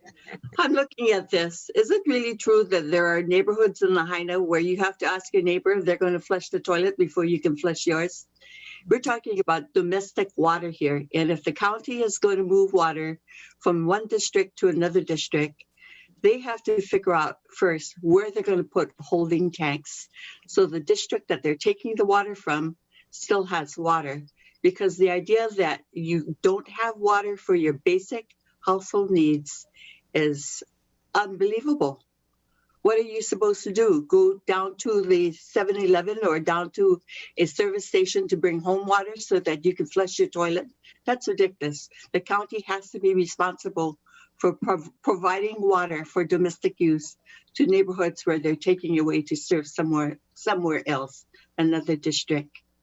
We're not talking about agricultural water here. We're talking about domestic water and maintaining health standards in your home. Thank you. Thank you, Alberta. Same question to you, Gabe Johnson. You have 1 minute. I would support the compensation if it was in fact water, because without the water, there is no farms. I think this question is about prioritizing small farmers before we go back and forth into the old debate of monocropping and large ag. I also am against the idea that the water is used for developing gentleman farms as a way of skirting the issue. For other drier areas request water, I would ask, what are they doing to reduce their water usage? I believe in the public trust doctrine, and that the water is owned by the public, and that we trust our government to take care and make it fair. Pulling too much water upstream with a well or through a stream doesn't exclude the government from its responsibilities. Mahalo. Mahalo, Gabe. On to Molokai and Councilmember Rollins Fernandez. Hello, Kathy. So, ideally, new wells should not affect people who are solely relying on their wells or springs. And it underscores the importance of aquifer recharge and protecting our watersheds. This is why it's important to consider water quantities and impacts before approving development. I recently voted against the development in large part because there was insufficient water in the area and so many were already on water restrictions. Having only learned of these new wells being planned for Haiku today, I feel this is something that should have been covered by the water use development plan. That being said, if we are unsuccessful tomorrow in sending the WUDUP back to committee, I think it would be prudent to bring this issue before the council for further examination, cost analysis, and community input. I can commit to creating that referral item. Mahalo. Mahalo, Keaney. Stacey Helm Crivello, your turn. Thank you. Most definitely, I would support something full and fair for, to lose your drinking water because it's been moved from one district to the other is a big no-no. I mean, you can't take from one ahupua'a to the other ahupua'a, and especially when it comes to our domestic use. So we have rights. It is public trust. Our water is a public trust. But, when we have to have the dispute resolution, the CWORM, whether or not we are designated as such, they are involved to have the conflict resolutions in situations like this. So long story short, that should never happen. And if it does, we need to compensate. Thank you. Thank you, Stacey. And finally, we move back to South Maui and Council Member Kelly King. Thank you, Kathy. Could you do me a favor and just repeat the question? Certainly. This was about the domestic water supply. Would you support full and fair compensation for any resident whose access to their own domestic water supply, such as small wells or springs, is diminished or lost as a result of county water projects that export water from one district to another? Okay, thank you for that. I just the answers were getting so broad that we were kind of getting to the actual question. But I want to bring us back to that question because I'm against diverting people's water rights. But I'm not. But what I didn't like about the question is the idea of one community to another and the geographic rights, because I see water as a public trust for our whole community. And if you look at the resources that we have, our real property taxes, most of our county revenue comes from South Maui and West Maui, but that's spread across the whole island. If the revenue for South Maui only stayed in South Maui, all the money, we'd have a lot of poor districts. So I would be for compensation if someone gets their water rights trampled on. And this is where it comes back to setting priorities for water. Where should the water be allocated and for what purpose? And we have to decide that as a community. I think that needs to go out as part of this discussion around the water use development plan is, let's talk about what our priorities are for water. And then let's protect those rights, not necessarily one community over another, but one priority use over another, because we do have a great need for water for agriculture and also water for houses. And we need to, we've had a situation just recently at the Yeah, I did not hear a 15-second warning. I didn't either. Or a time up. And so I'm not sure if that was accidental or not. And I have to confess I wasn't running my own.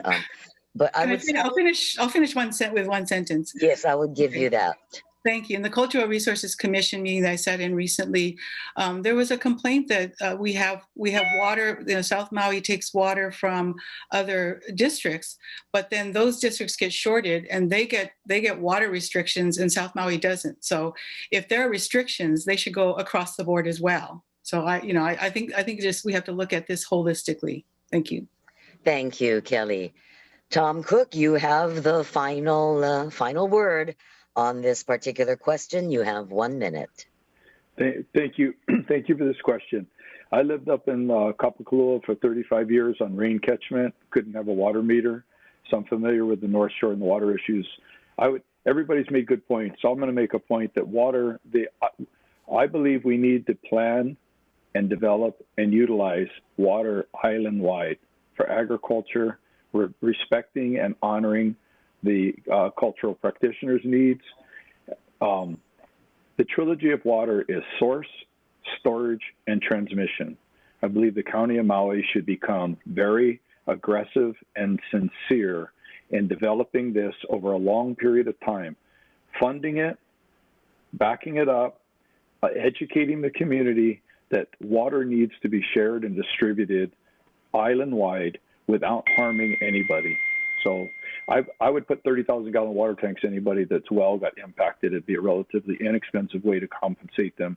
And I don't see a problem with that. Thank you. Thank you, Tom. Well, that question certainly hit a chord with all of you. We thank you for your impassioned answers. And we are pretty much running on time. We are going to be able to ask one more question, and I'll turn it over to Lucienne for that.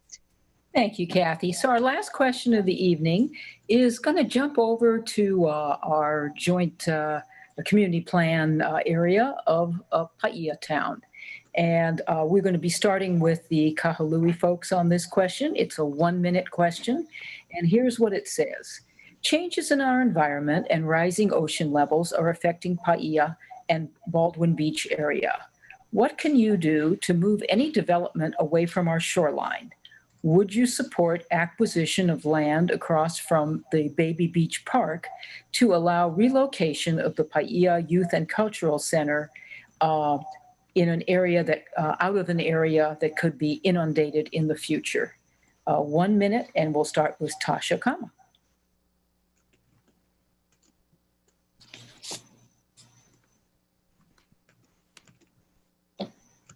I'm not too familiar with Pahia, but I get the gist of the question is, would I support moving the club away from the shoreline? Is that pretty much what the question is? Yeah, the club is right. It's an old house right on the shoreline, and the Pahia Town Association asks if folks would support buying land across the street so it could eventually move across the street when that time comes. I would certainly be able to support that. I think that it makes sense. You're going to go underwater. We don't want you underwater. We want our kids in a safe place, in a place where they're going to still continue to grow and to develop as wonderful contributors of our community and our society. So to me, it just makes sense to be able to do that. And I would be able to support that. Yes, that we should purchase land so that they can have a club so that they can continue to gather. So thank you. Thank you. Carolee Kamekona, the same question. It has two parts. It says, what can you do to move development away from our shoreline? And would you support the acquisition of the land across from the what's called Baby Beach Park in Pahia, where the youth center is? I was trying to read the questions in the chat.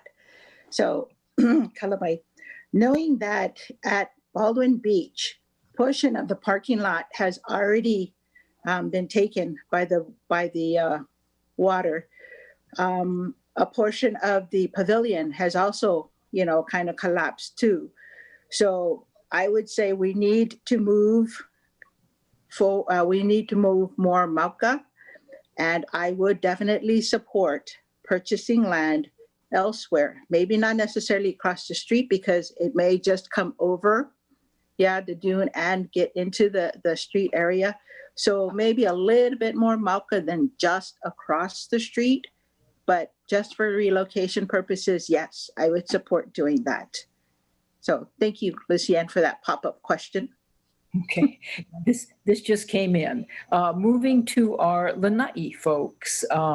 Gabe, you'd be first. The question is, what would you do to help move any development away from our shoreline in general? And the specific question about acquiring Mauka land for the youth center. Yes, for the youth center. I think that leads to the greater issue of managed retreat. And I think that's how we would have to do that. We could use the Baldwin Beach Park as an example, but really we have to look at all of our structures because nothing's immune to that. The sea rise the sea levels are rising, and that's something we have to look at and pull back. And maybe we could do it through land purchases or SMAs and different zoning. But obviously, we should be, if we're thinking about building projects, I'm a big affordable home buff, so I wouldn't want to build it right on the edge of the ocean because come 20 years later, you're going to have to rebuild everything. That includes our parks and our roads. I mean, Councilmember Tamara Paulton knows the drive across the Pali and how the waves are crashing over. So we're not going to get around it. We have to face it, and it's going to be expensive. So managed retreat's the way to do it. Mahalo. Thank you. Alberta, your 2 cents on this? Yes, thank you. I agree. I would support acquisition of land for the Pahia Youth Center to move. On the night we set really, really strong setbacks from the ocean. We did this several years ago, and I think it's just going to be a matter of time before we have to do this throughout Maui County, but push back the limits so that we're further away from the beach because the water is rising. And hopefully one day soon we'll get the state to realize that and they'll move our highway back too. But yes, I'm in full agreement that it should be done. Thank you. Mahalo. Moving on to Molokai. We'll start with Stacey Helm Crivello and then followed by Keaney. Yes, I definitely support retreating our youth center. The county does support our youth centers, so that can continue and expand that support by acquisition of lands, MOCA. And I think we're going to eventually have to find some means of supporting all of our retreats from the actual shorelines, and the setbacks have to be changed, definitely. So yes, to your question, I do support that. Thank you. Keaney. Hello, Lucian. Yes, like many others before me said, I would support relocating the clubhouse farther away from the shoreline. And as others have stated that really this is the billion-dollar question. We really need to start planning managed retreat. And that's why I champion and receive the support of my colleagues on the council to fund the countywide climate resiliency and shoreline retreat plan. Starting with Molokai, because it's a little less complicated here. We don't have large resorts on beachfront resorts. So I think starting on Molokai and working out all the bugs to come up with a good process, planning process is 15 seconds. And we'll move to Maui next. Mahalo. Mahalo. Moving over to our South Maui folks, Tom Cook first and Kelly King. Thank you for the question, Lucianne. I look at it, two facets to it. One, we need to address our urban growth boundaries of where we're going to move Malka. And I would be supportive of working with Pahia to move that. I don't know if I move the youth center across the street. The thing that I'm the most concerned with this issue is county liability. I think that we need to be proactive to work with Corp Council and identify what we need to let people know that it's not our kuleana and we can't compensate people for global sea level rise and the damage to their property. We may have issued a building permit for that under the criteria of at the time, and now that it's changed. So I want us to address the fact that the county is not liable just because they issued a building permit and now the house is underwater 30 years later. Thank you. Quite a good point. Kelly King, your thoughts on your pet issue here? Yes, thank you, Lucianne. This is a question that comes up for every development, every housing development. The first thing the council has been asking is how does that relate to the sea level rise inundation zone? And so we've been very conscious of this. The question of liability has come up several times, especially from me.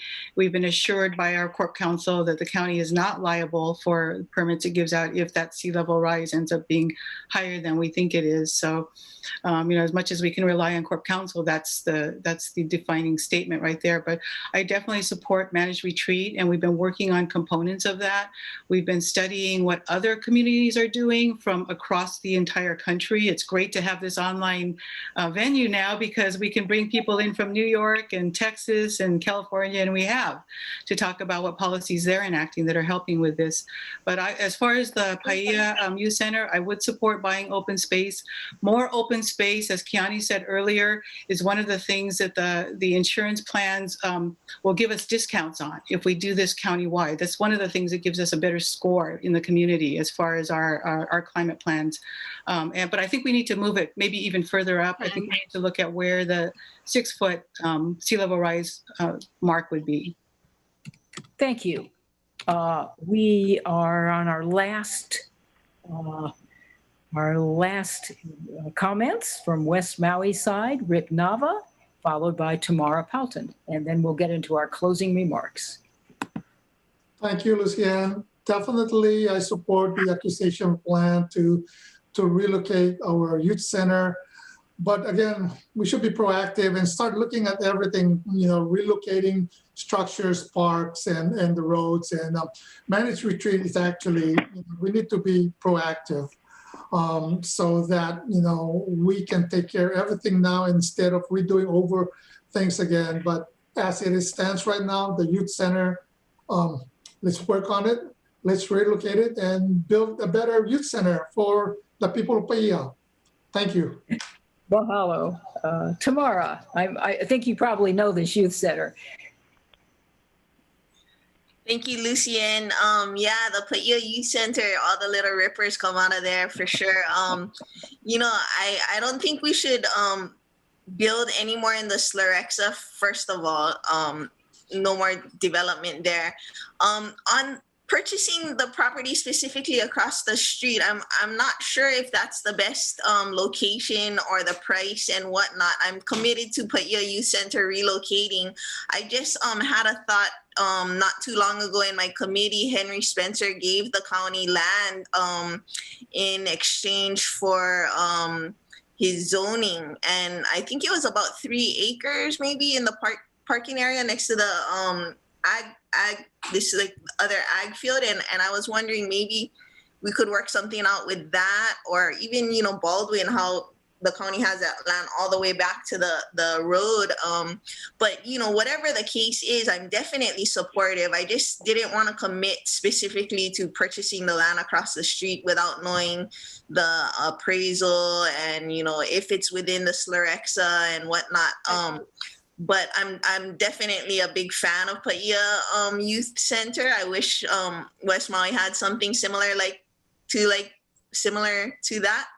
And I'm committed to supporting them in whichever way is best. Mahalo to all of you. Well, we are at closing statements and we're down to the wire. We have 9 minutes and we have 10 minutes worth of closing statements, but we'll make it work. Kathy, take it away. Yes, we will. I will remind all of our candidates that you have 1 minute maximum. You are not required to use all 60 seconds, but you are entitled to them.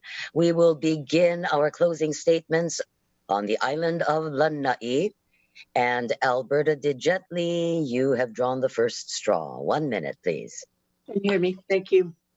Mahalo to the Haiku Community Association and to our two hosts for doing this forum for us this evening. I've been very honored to have received the support of a wide cross-section of unions, businesses, and individuals. I'm humbled by the trust and faith they have in me. A concern that I've been hearing about my candidacy is, how did I manage to get so many contributions?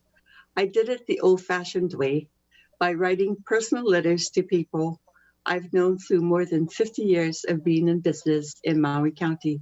They trust me to do the right thing because that is what I do. I hope you will put your trust in me also, and with God's help, we will have a safe and prosperous future for the next generation of Maui County residents. Please go to my website, albertadigili.com, to read more about me. You may also call or text me at 808-649-0808. Mahalo, and please stay safe. Good night. Mahalo, Alberta. On to you, Gabe Johnson. Okay, mahalo for setting up this event. I really appreciate it. Thank you for giving me the opportunity to speak with the voters. Everybody in the county can vote on all the seats of the county council. No matter what island you live on, you can vote for Gabe Johnson. We didn't get a chance to talk about affordable housing, so I'll try to throw to my platform really quick. I believe in affordable housing can be affected through working with nonprofits and working with Habitat for Humanity and creating land trusts and going through our financial institutions such as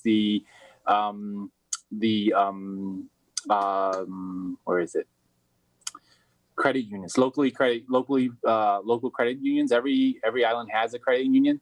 So those are ways we can really reduce our housing, the cost of affordable housings.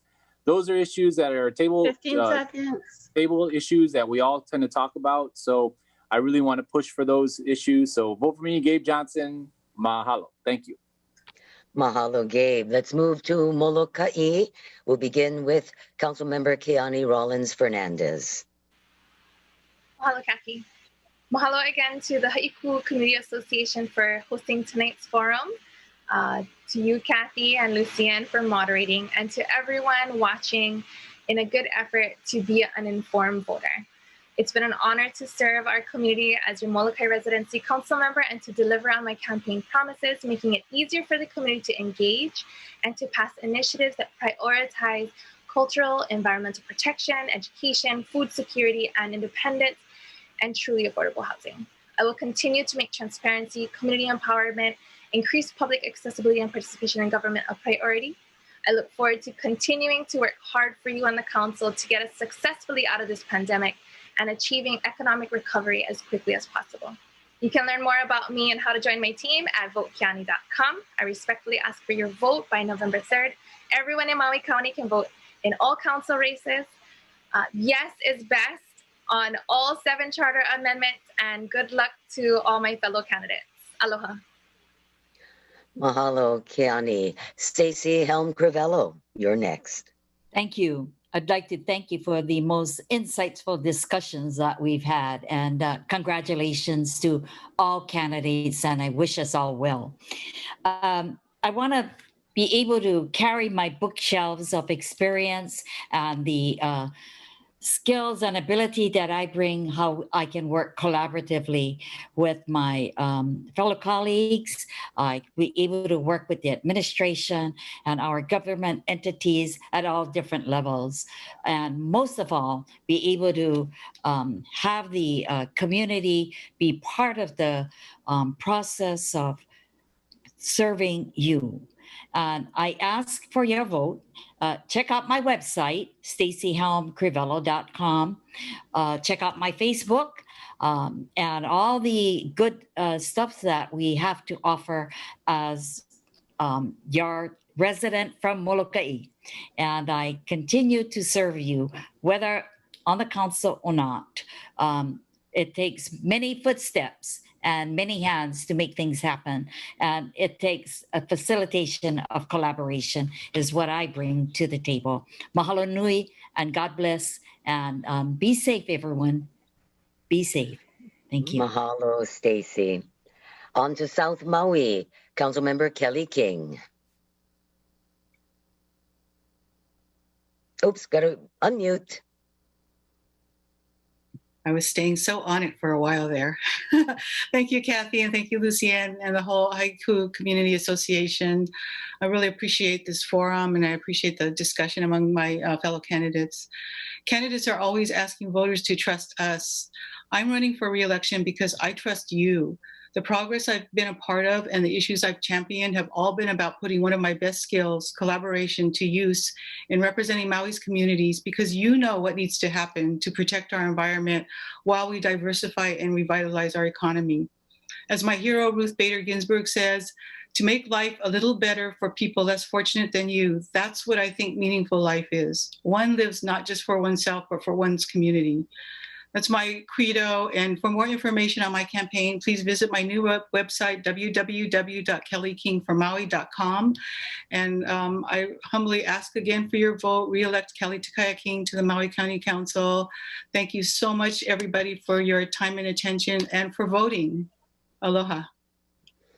Mahalo, Kelly. On to you for final comments, Tom Cook.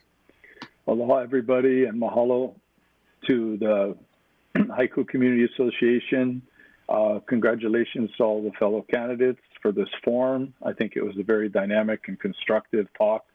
I humbly ask for your vote. I look to serve the community. I am grateful to have lived here and raised my children here. My ambition is that we can be more in balance, be more inclusive, less combative, that we can create a sense of community for the entire island, that each different community has its own identity, but reaches out and connects with everyone else. We live on a very small island, and that we have many challenges in front of us. Maui has a lot of talent. People have a lot of heart, and I believe that we can meet the challenges by working together. I humbly ask you for your vote and the opportunity for me to be of service. You can look on my website, friendsoftomcook.com, and Facebook, Friends of Tom Cook. Continue to volunteer and help all of your friends and neighbors. It's going to be a really rough rest of this year and next year. So no matter what, the more you can contribute to your community, and the more you can reach out to your fellow Mauians, it's going to help us all out. So thank you. Mahalo, Tom. We head over the Pali now to West Maui and Council Member Tamara Paulton.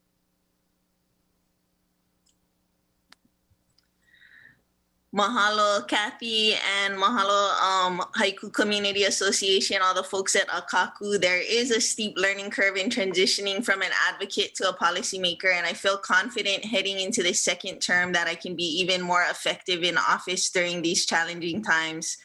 I'm focused on finding solutions together to address COVID-19, diversifying and revitalizing our economy, addressing our county housing needs, and managing tourism in a way that sustains our environment, invests in our infrastructure, and supports our authentic culture.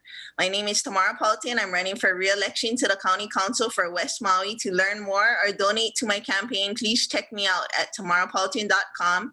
And please vote for me. No matter where you live in Maui County, you can vote for all 9 county council members. All voting is by mail, service center, or drop box this year, and ballots need to be received on or before Tuesday, November 3rd at 7 p.m. Please vote. Mahalo. Mahalo, Tamara. On to you, Rick Nava.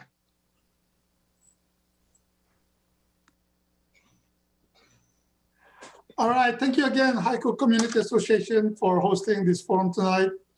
As a veteran of 29 years, having had the privilege to serve our great nation, during that time, I learned how to be innovative and how to think outside the box, which is more important now than ever to apply those same principles to running our county. I've expressed in many occasions that should I be elected into the Maui Council, I will work hard for you to get Maui to work again by opening our economy safely. I will also work with the home builders to provide our local families homes that are truly affordable, as well as affordable rentals. Make sure that our kapunas are well taken care of. You know, I was looking forward actually to being asked about the fire station there in Haiku, because I wanted to share to the people of Haiku how we here in West Maui, with the organization, with the West Maui Taxpayers Association, was able to build a fire station without the taxpayers' money. And this is by working with the private and public sector together. This is the kind of mentality, this is the kind of leadership that I will bring into the council. I was actually trying to do the same in 2019 to build a fire station in Oluwalu. This is the kind of, again, type of thinking that we need in the county council. Again, I humbly ask that you vote for me, Rick Nava, for Maui County Council. And if you want to discuss more about that fire station, give me a call, email me, check out my website, votericknava.com, or check me out on Facebook. Mahalo, aloha, good night, and everyone, please be safe. Thank you so much. Mahalo, Rick. We're going to wind up in my neighborhood. We'll begin with Carolee Kamekona, Kahului. Aloha. Thank you, Lucien, Kathy, and the Haiku Community Association for providing this inspirational time that's left me with so much more to research and explore. I am excited for all of the possibilities available for Maui's future and look forward to continuing to work in the community to guide us to sustainability and harmony. Now is our time to implement our visions for a broader economic base, restoration of our lands and waters, and to get back in touch to our roots to implement the wisdom of our ancestors. No matter what seat we are running for, we make decisions affecting all of Maui. Therefore, all of Maui votes for all council members. My name is Carolee Kamekona. I humbly ask for your support and your vote. Check out my website, votekamekona.com, my Facebook page, Carolee Kamekona from Maui County Council. God bless each and every one of you, Maui. Please vote. Have a blessed evening. Aloha. Mahalo, Carolee. And now to you, Councilmember Tasha Kama. Aloha, Kathy, and to the Haiku Community Association, to Lucian, to Tim Wolf and Akaku. I just want to say to each and every one of you, thank you for the opportunity to speak tonight. Thank you for the opportunity that you have given us to get our messages out. And so I want to ask each and every one of you to keep me in your prayers as I will keep you in mind. And I pray that God will give each and every one of us peace as we continue to go through this COVID in Jesus' name. Amen. Thank you and good night. Thank you, Tasha. Thank you to all of our candidates. This was a wonderful, very informative forum this evening. Mahalo to the Haiku Community Association, to Akaku, to all of our viewers as well. These forums will remain on the HCA Facebook page. I'd like to quickly put in a personal plug. Please tune in for coverage of general elections at 7 p.m. on Tuesday, November 3rd, right here on Akaku. And I am going to give the last word to Lucy and Danae. Well, mahalo, Kathy, and mahalo so much for adding your experience to this event. We really want to give the candidates an opportunity to tell their stories, and it takes a lot of production to do that. I want to let everybody know that last night's forum has already been clicked 500 times on Facebook and more coming. So people are interested, and really, really happy we could provide this opportunity from Haiku. And thank you from the bottom of our hearts for listening to our issues. We know they're kind of different and regional, but it's what life is like in Haiku. Mahalo for the great support we've gotten from Akaku. And right here, our project manager for the Association for Haiku Community Association, Miley Davis, who's made all of this happen and kept all the plates spinning. So we wish all of you candidates the best, and we look forward to working with whoever of you get elected as the years unfold. Mahalo nui loa.